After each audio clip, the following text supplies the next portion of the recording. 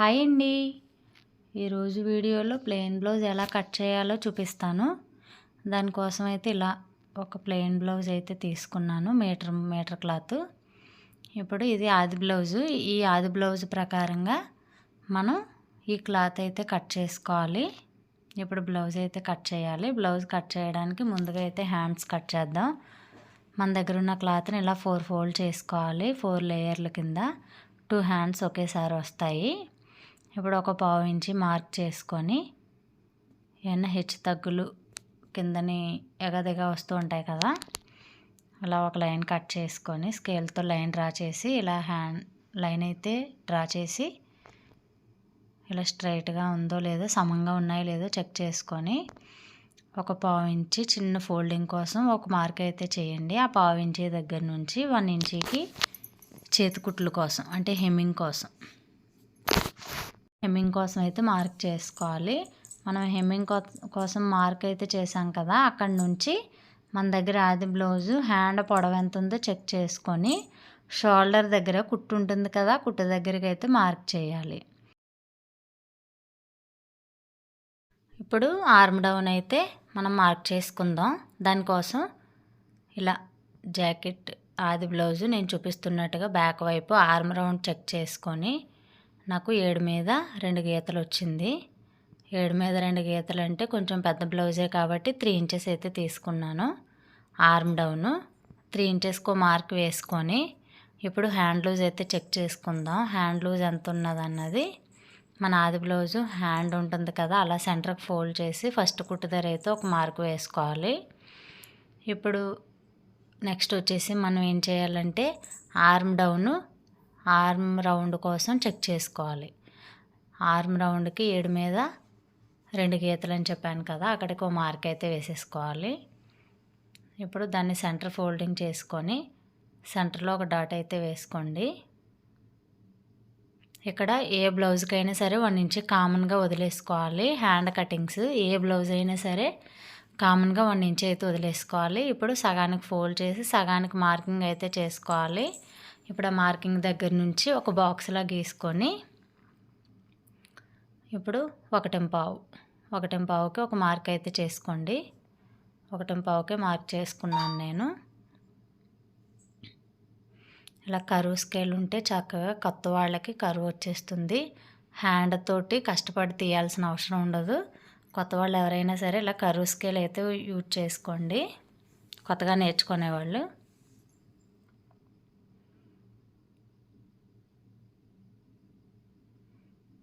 అది extra dots ఖర్చుల కోసం. ఇప్పుడు ఫ్రంట్ లోతు ఒక 1/2 ఇంచి మార్కింగ్ లోపలికి చేసుకొని అక్కడ కూడా ఇలా కరువు అయితే తీసేసుకోవాలి. ఇప్పుడు కట్ చేసుకుందాం. ఈ డాట్స్ కలిపి లైన్ డ్రా చేసుకోవాలి. నేను కట్ చేసుకున్న తర్వాత లైన్లు అయితే డ్రా చేసుకున్నాను. మనం మార్కింగ్ చేసుకున్న మార్క్స్కి ఇప్పుడు స్కేల్ తోటి ఇప్పుడు చేస్తున్నాను. ఇప్పుడు చిన్న చిన్న కట్లు అయితే ఇచ్చుకోండి. మనం ఎక్కడెక్కడైతే మెయిన్ పాయింట్లు డాట్స్ పెట్టుకున్నామో అక్కడికి ఇలాగా చిన్న కట్ ఇచ్చుకుంటే ఐడియా ఉంటుంది. ఫ్రంట్ లోత్ అయితే కట్ చేసేసుకోవాలి ముందుగానే. హ్యాండ్ని ఇలా లేయర్ల కింద విడదీసి ఫోల్డింగ్ మీద అయితే కట్ చేయకండి, ఎందుకంటే ఫోల్డింగ్ మీద కట్ చేస్తే ఫ్రంట్ బ్యాక్ కాబట్టి మనకి ఫ్రంటే లోతు తీసుకుంటాం, బ్యాక్ వైపు అయితే తీయం. ఇప్పుడు బ్యాక్ పార్ట్ అయితే కట్ చేసుకుందాం. బ్యాక్ పార్ట్ కోసం ఓపెన్స్ ఆపోజిట్ పెట్టి క్లోజింగ్ మన వైపు ఉంచుకోవాలి, ఫ్రంట్ ఉక్సులు కాబట్టి.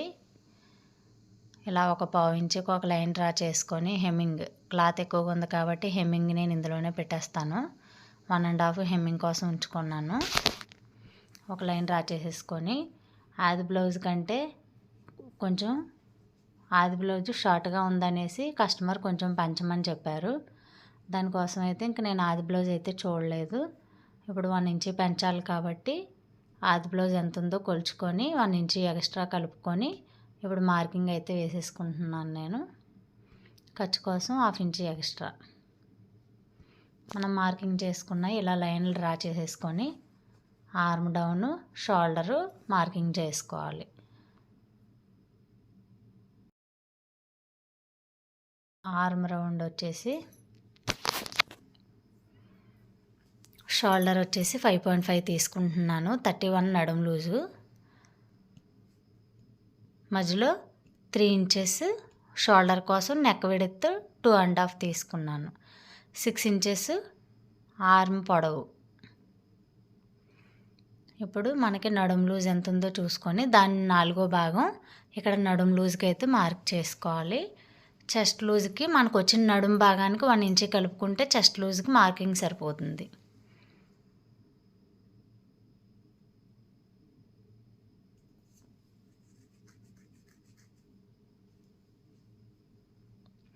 ఇప్పుడు చెస్ట్ లూజ్ వచ్చేసి 1 ఇంచ్ కలుపుకొని మార్క్ చేసేసుకోవాలి.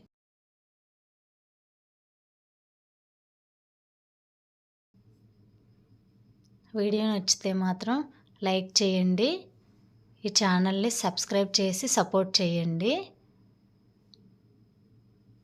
ఇప్పుడు ఆర్మ్ చంక రౌండ్ తీసుకోవాలి కాబట్టి చంక రౌండ్ కోసం నేను చూపించినట్టుగా 1.5కి ఒక మార్కింగ్ చేసుకొని ఇలా రౌండ్ అయితే చంక రౌండ్ అయితే తీసుకోవాలి. ఇప్పుడు ఒకసారి క్రాస్ చెక్ చేసుకోండి. మనం కొలిచిన కొలతలకి క్లాత్ పై వచ్చినది కరెక్ట్గా ఉందో లేదో ఒకసారి చెక్ చేసుకోవాలి.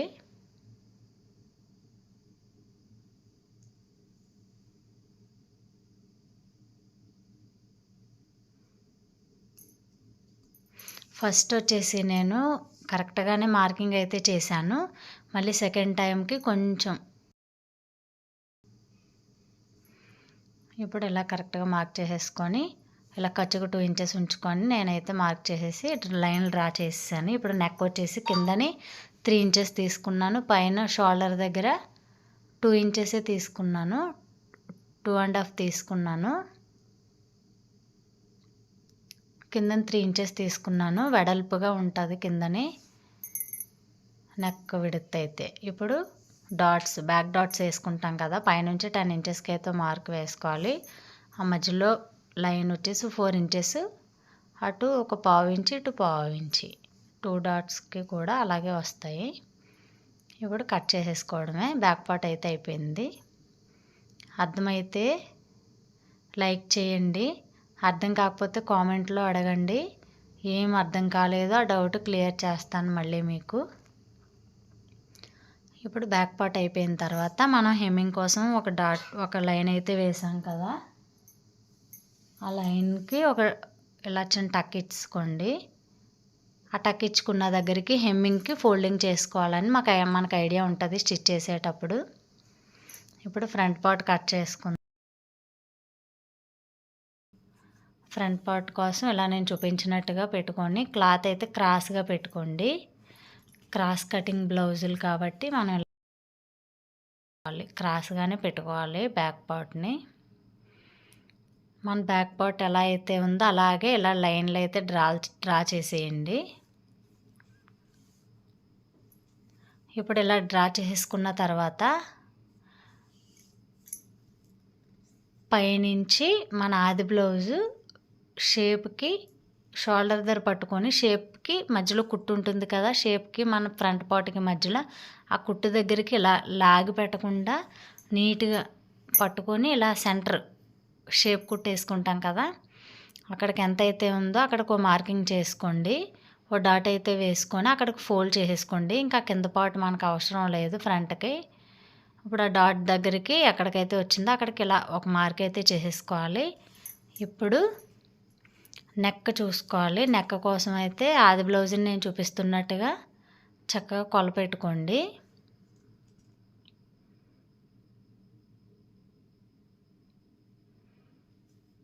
ఫ్రంట్ నెక్ రౌండ్ కోసం ఎంత అన్నది తెలుసుకోవాలంటే ఇలా బ్లౌజ్ని ఉక్సులు పెట్టేసుకొని ఒక స్కేల్ అడ్డుగా పెట్టుకొని ఎంత పొడవు ఉందో చూసుకోండి. 6 ఇంచెస్ వచ్చింది నాకైతే. 6 ఇంచెస్కి మనం కట్ చేసే క్లాత్పై మార్క్ అయితే చేసుకోవాలి.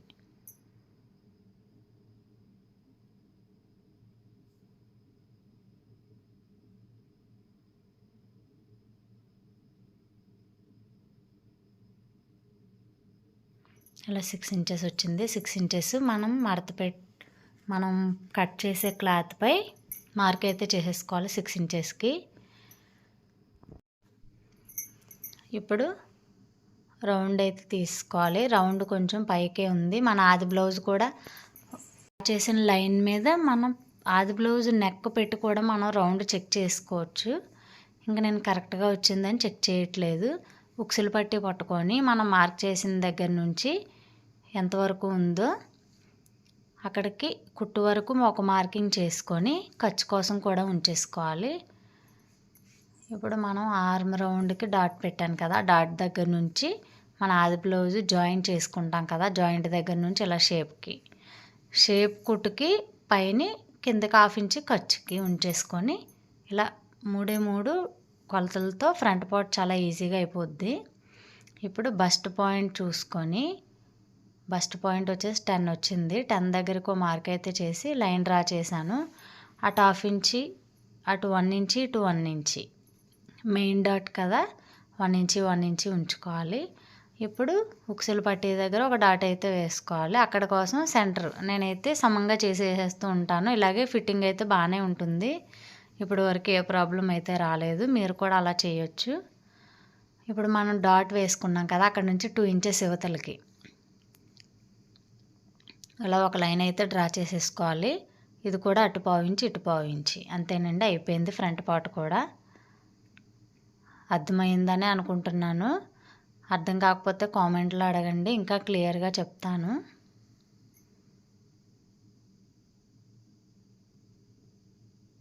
ఈ ఛానల్ సబ్స్క్రైబ్ చేయండి, ప్లీజ్ సపోర్ట్ చేయండి.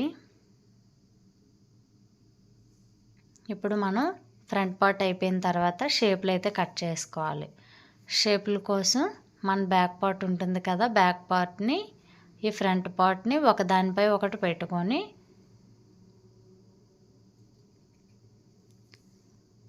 ఇప్పుడు వచ్చి ఫ్రంట్ లోతు కూడా ఇప్పుడే తీసేస్తున్నాను 1/2 ఇంచ్ లోపలికి.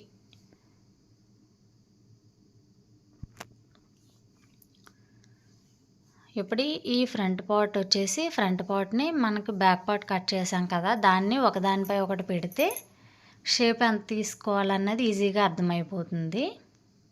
ఇలా పెట్టుకున్న తర్వాత మనకి మధ్యలో షేప్ ఎంత కావాలన్నది టేప్తో చూసుకోవాలి. టేప్తో చూసుకొని టేపు పొడవు చూసుకొని ఫస్ట్ కొలత, చివరి కొలత, సెంటర్లో 1 ఇంచ్ అవసరం లేదు. ఇలా టేప్ పొడవు ఫస్ట్, సెంటరు, చివర ఇలా మార్కింగ్ అయితే చేసుకొని ఈజీగా కట్ చేసుకోవచ్చు. ఈ షేప్లు ఎవరికైనా సరిపోతాయండి. ఇలా మనం కొలతలు కాకుండా మనం కట్ చేసిన క్లాతులపై పెట్టి నీట్గా చూసుకుంటే షేప్ కూడా చాలా కరెక్ట్గా ఫాస్ట్గా వచ్చేస్తుంది. చూసారు కదా ఎంత ఈజీగా అయిపోయిందో ప్లెయిన్ బ్లౌజ్ కటింగ్. నచ్చితే లైక్ చేయండి. Thanks for watching.